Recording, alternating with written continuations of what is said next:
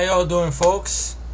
The much awaited last review of my humble opinion, the best of the franchise. This is of course the last part of the franchise review of one Rambo John J. Played once again by Sylvester Stallone. And that movie I'm talking about, of course, is the 2008 epic action film Rambo. And the original title, of course, was John Rambo. I don't know why it was changed. Rambo 4, to all you people who know pretty much. And Stallone comes back to Rambo after since 1988, like almost 20 years since Rambo 3. And I say it was worth the wait, especially the other storylines they had around that they were going to throw around and use. And Stallone came up with this storyline, and it's one of the best storyline ideas to pull off. And Stallone serves as writer, star, and taking the director's chair in this installment of the Rambo franchise. The movie, I don't like the film. I don't like it at all. I fucking love with all my heart this movie, and I'll go into the plot. I'm sure everybody's seen the film, so I'll go into it. The movie opens up in which Stallone shows, I guess, some new archive footage of the situation that's happening in Boma. It's heartbreaking stuff, but he puts enough footage there not to disgust you, but just for you guys to be aware that this is based on true events. You know, and this is happening in some part of the world that we all didn't even know what was going on. Besides, the United Nations knew. That's what Stallone was able to get this story told. And it opens up in which, and I can say about this film, which I'm gonna say a lot, the villains in this movie are fucking brutal, evil, sadistic, just vicious motherfuckers on the planet. The other villains in the other Rambo films, the villains in those movies, and then those 3 Rambo films I reviewed, those villains literally come from Sesame Street next to these fucking villains. Like Colonel Potosky go like, oh, I'm scared, I know go there, Lucian, let's get out of here, you know. He'll split. Will Teasel will go and hang out with Gulp and drink some beers. He won't even go near these fucking soldiers in Boma. Fuck that. And Zyson, whatever his name is, oh no, we're not that brutal. No. I'm getting out of here. They're going to destroy me. Well, anyway, that's Zyson. But it opens up. It shows you how cruel and vicious these bastards are, and it's a good introduction. It opens up in which, after the archive footage is finished, you see these the Boma soldiers taking these people. It's basically civil war happening in this country. There, genocide, pretty much. They're wiping out their own culture.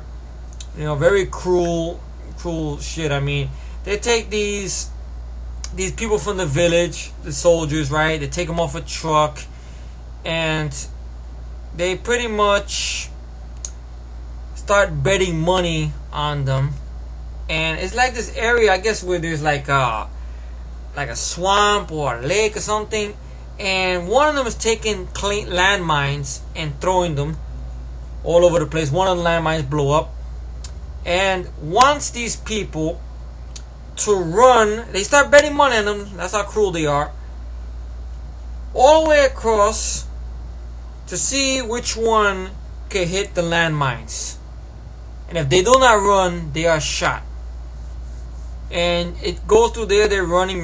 Next thing you know, one of them falls on the mine. It's practical effect. I mean, and then the rest of the people, I think they're women, I'm not sure, villagers, and they're screaming pain, screaming fear, and they're told to run, to run. If they're not to run, they get shot up pretty much with a bunch of AK-47s. Very graphic.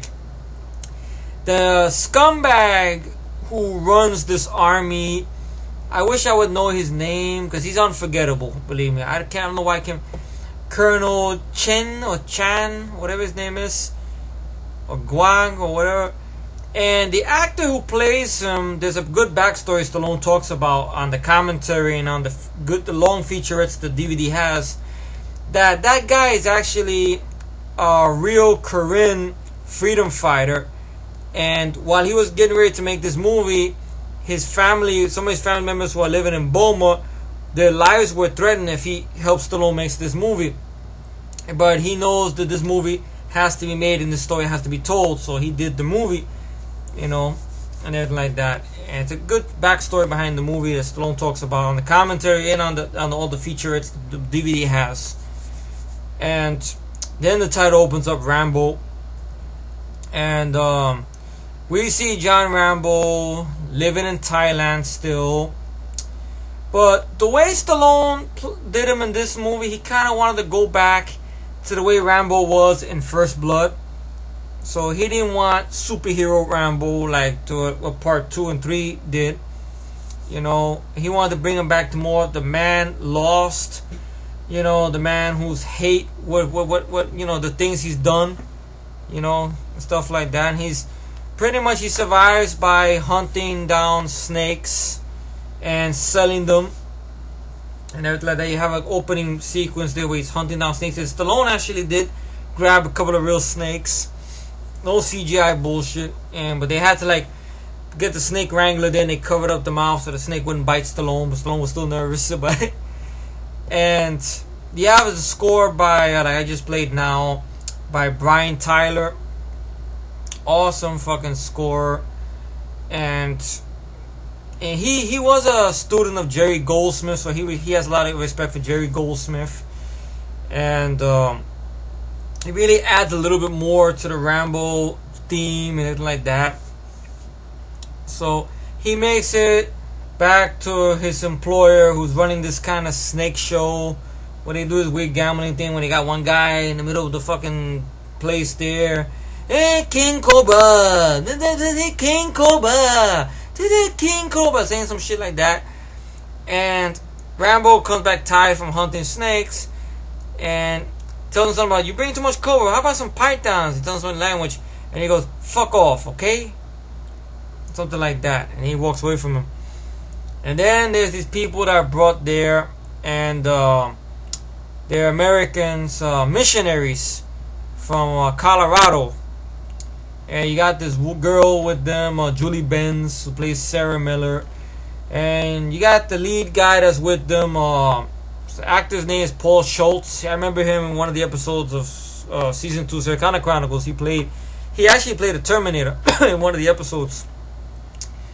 He does a good job here. He plays Michael, this kind of they're like doctors, they're missionaries, they're from a church in Colorado, and they want to get to Burma to bring medicine and supplies to the villagers. And Rambo doesn't talk to them too much, and they pretty much, and Rambo tells them, we're gonna do this, we're gonna bring something to change people's lives. Are you bringing in any weapons? No, of course not. Then you're not changing anything. Well, it's thinking like that makes the world the way it is. Fuck the world. And he walks away.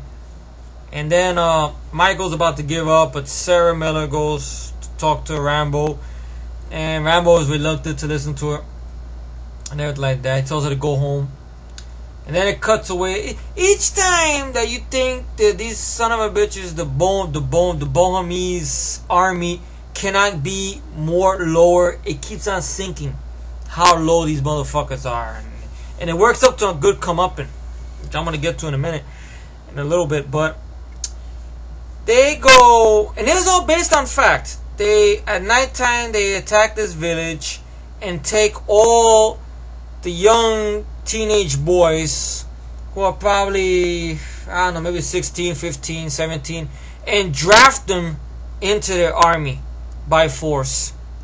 And if any resistance is made, they are shot in the head or their relatives are killed. And the colonel makes a big threat to them, saying, "Hear me! Fear me! If any of you try to rescue them with the help of the Korean rebels, I will feed you your intestines." And stuff like that. He says he's very vicious. The guy did a very good job. I wish I would get that actor's name. I know somebody probably gonna know the actor's name. He did a very convincing job because he's countered scumbags like this, over the years when he was with the Korean rebels. And they left away, and it's a very heartbreaking scene. These kids get taken away from their families by force, and if anyone resisted, clipped out. So then it cuts away again. Rambo and Sarah ends up having a talk, and she able to convince him for him to take them up the river to the area in Boma where that village is at, so they bring the supplies and everything. And Sarah once again tries to talk to Rambo, and Michael's being a bit of a dick. Hey, he looks like he wants to be left alone. Come on, he's taking us up river, Michael, but he's being paid. He didn't take one penny. He didn't take no money from me. And he goes, and then John tells us something about Sarah, we're going up river because of you. Anytime you just say the word. You want to change your mind, just say the word. And she goes, thank you. Now nighttime comes, and Rambo's shutting off his engines. He's floating across, and he tells the people on the boat, be quiet, stay quiet. And then they get past these Bohemese pirates around there. Things couldn't get worse as it is, right? Bohemese pirates around there. And stay down, stay quiet, shut up, don't talk. And they get past them, and he asks her, "What do you want to do?" "Oh, we should go." "I wasn't talking to you." What do you want to do?"